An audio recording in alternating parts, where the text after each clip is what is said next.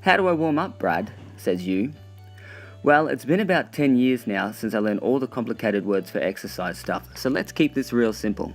There's warm-ups that have a moving action, and there's warm-downs that don't have a moving action. If you stand up straight and kick your leg, that's a moving warm-up. If you chuck a leg up on a fence and lean forward on it, that's a cool-down stretch. If you slam a cupboard shut because your wife said you can't have an icy pole for breakfast, that's a warm-up. You can't have an icy pole for breakfast!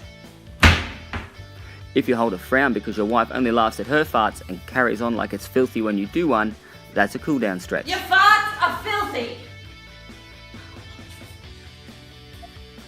If I had $1 for every time I have seen people doing cool-down stretches between sets at the gym, I would have enough money to fill my car up with fuel when it's expensive, or possibly just fill it with Red Bull. The idea behind warming up is to get some blood into that muscle, so when it becomes active, it's ready to roll at its best.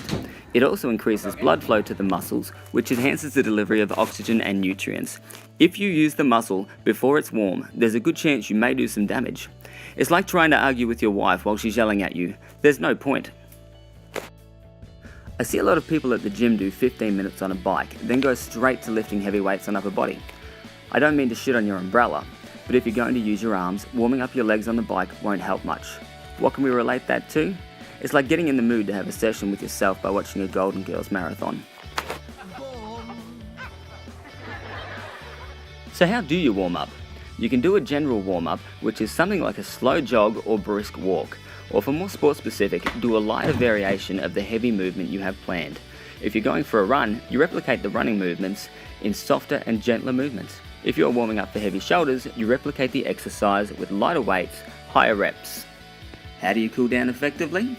The practice of cooling down after exercise means slowing down your level of activity gradually.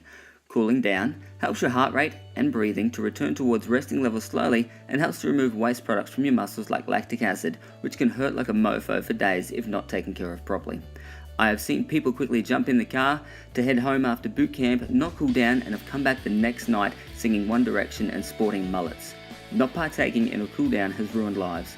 Please don't be a statistic. The best way to make sure you cool down properly is to continue your chosen exercise at a lower intensity for a bit and then hit the 5 to 10 minutes of the holding shit in one place stretches. You may be in a rush to head off post-workout to pound your protein shake or let your girls know you left the ladies only section at the gym, but take the time, get comfy and just relax, man. For shit's sake, take a break. You deserve it. A bit of time out is cool. That body of yours isn't 11 years old anymore. You have to look after it. Treat it kindly, give it a nice bath. When it needs it, spoil it with a massage, even take it out for a healthy dinner once in a while. After all you've put your body through, if it could talk, would it ask to be euthanized? Look after that body of yours, because once it's gone, so are you. This has been Bradley Williams for Carpe Diem Personal Training.